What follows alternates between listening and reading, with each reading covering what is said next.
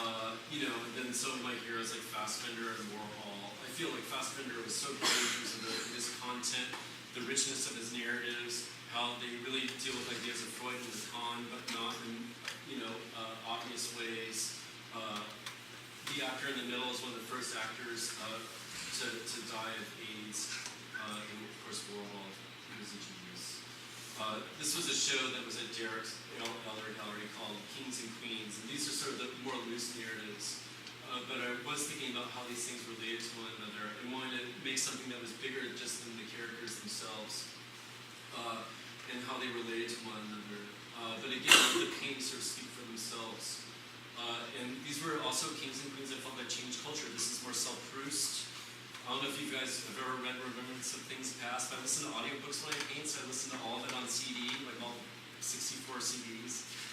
I would make, like, learning French, make myself listen to CD over and over again until I actually got it. But, in this famously, he writes about a critic who sees the Vermeer painting of the View of Delft, and it's so beautiful to him that he dies after seeing it because he realizes his life compared to like how he paints like this little swatch of color on the View of Delft is so profound.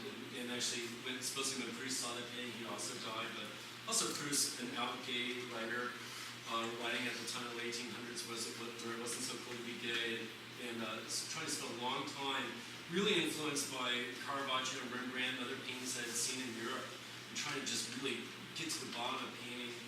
A quote from Michelangelo's The Last Judgment. I was thinking, like, again, this is sort of like The Last Judgment. These are all like people that are surrounding, Christ in a way, or like people might be.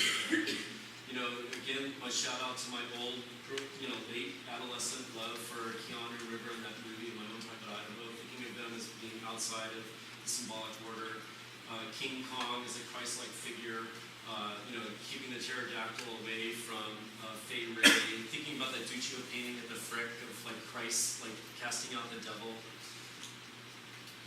By Willis O'Brien, one of the first great 3D special effects artists that changed Hollywood. The planet Jupiter, the biggest one, definitely the king planet, thinking of it like as a gas planet and hoping our planet wasn't going to be gaseous like Jupiter, and yet, hopefully trying to achieve some sort of idea of the sublime by painting space.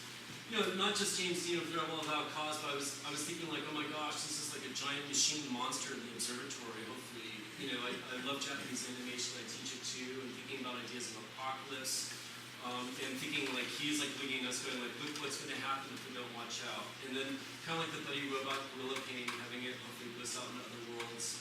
This is Elvis at one of his first performances, where he's really changing culture by playing rock and roll music before anybody knew what that was, and freaking people out. Like the guy in the back is totally scared if you read his biography about what's happening because the kids are going nuts and they have no idea what's happening. And there's obviously politics about Elvis and how he colonized spiritual black music and so on, but he did mix it with country, and obviously there's music too. But he was like an ambassador for this kind of rebel youth culture that really did change America and change the world. This is Mr. Smith Goes to Washington, this movie is about somebody who really believes fervently in the truism of politics that change things and protect people, fighting for his rights in the Senate and filibustering until it wins, and feeling the need for that in the conservative Bush presidency. Also by a filmmaker who always had like minority people always win and heroines in his films. Rosa Parks and Martin Luther King obviously, changed history. Eleanor Roosevelt and JFK. Eleanor Roosevelt, I don't know if you know, was like a super powerful woman in her time. Even after FDR, she wrote a column in the papers that everybody would read. She was incredibly influential. And JFK, when the other Democrat was becoming defeated, sought out her advocacy so he could win the presidency. It was because that she said it was cool that he won. So that was sort of their peacemaking. This is the Beatles, one of their last public parades. They were in San Francisco. It was after Martin Luther King was assassinated. They were really freaked out that they could die too. But the Beatles, like all their albums have been reissued. They're almost a trope. Everybody feels like they know them. They've sort of been stamped like a Warhol painting into oblivion in a way. And yet you gotta think like these guys were the Michelangelos of music. They found each other somehow in Liverpool, and they were able to make these perfect pop songs that are ever listenable. And that there's so much like content in them and so much feeling in them, four guys who changed the world. Like, and they did it through art. Same thing with Wizard of Oz. Not the biggest movie ever, when it first came out, but because it kept being repeated for the boomer generation, it became a part of everybody's dreams and nightmares. Everybody's wanting monkey nightmares. Again, Judy Garland led the team. She was one of the first female actresses that was powerful even at this age, so that she could front and lead a movie that invented imaginations for other people, for generations like you all. James Ian Tree, people don't know that he was a gay actor. Like, he was gay, totally out having gay relationships. And I think that helped to fuel his sort of rebel nature that he fed into his films that influenced other people, all the people that I've been talking about. This was the last of that series where this was one of the first special effects films of a baby carried away by this crow in this old Thomas Edison movie. And I was thinking of like Rembrandt's The Rape of Ganymede, or when Ganymede gets to go to Mount Olympus to serve the gods, and hoping that sort of transcendence was possible. This was a narrative of Tintin that I did for Belgium again, where I was going through all the Tintins and trying to create my own narrative by doing things chronologically. I think Hergé was a classic case because really he had this love for this Japanese sculptor god, and I re-met later in life, and he had problems and issues with women. Tintin doesn't have hardly any women characters in it, unfortunately. I want to bring that out. And again, like the Castafiore Emerald, if you know, it's really an allegory of Europe finding their soul by the embodiment of this emerald. This was Friends and Family. This was in Cleveland. Ohio lost the second election for Bush because of the gay issue. And, it was my hope that I could hopefully, in my small way, try to, get Cleveland to vote Democratic. And so I did this originally for the Miami Art Fair after Katrina because I felt like Martin Luther King would be totally sad and depressed if he found out what happened to all those poor people in New Orleans after that, tragedy. And so it was like he's crying. But I put him in the window because this was in a downtown area of Cleveland. And obviously it's very urban, and there are mostly African-American people walking around the street and trying to get them into an art gallery to see this. Butch Cassidy and the Sundance Kid. Again, two great actors. Paul Newman from Ohio. Super liberal, as you guys all know, what they've done in terms of their politics, and Newman's own salad dressing goes to, unfortunate people. This was, again, trying to get even more to the core and get beyond celebrities and actors. Matthew Shepard, everybody knows his story, but he was nailed to a fence, or tied to a fence in Wyoming, and basically crucified for being gay. I had a 9/11 gang in there that I'll show you in a minute. Anne Frank.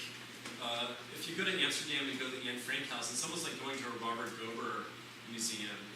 Not to essentialize it and make it artful and take away what's really true and great about reality of that situation and the emotions that people get into when they go into that place. But it's this really weird sacred space, and Anne Frank really influenced me as I was a child, and I really think influenced a lot of people, but not only about the Holocaust, but she was a real independent young woman who didn't want to be a housewife like her mom.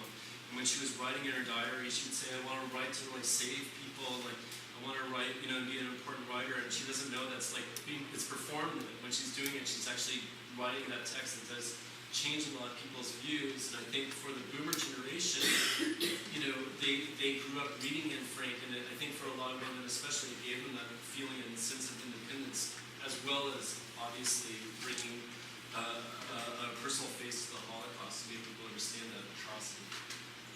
Elvis and sort of his comeback special, with his sort of young Elvis, old special, and when he's older, and you realize he did all these shitty movies in the 60s because the Colonel told him to, but then really realizing the power of music, what he wanted to bring to the people, and going back to the Memphis sound, and really trying to get the realness back into the fuel of his engine. Muhammad Ali.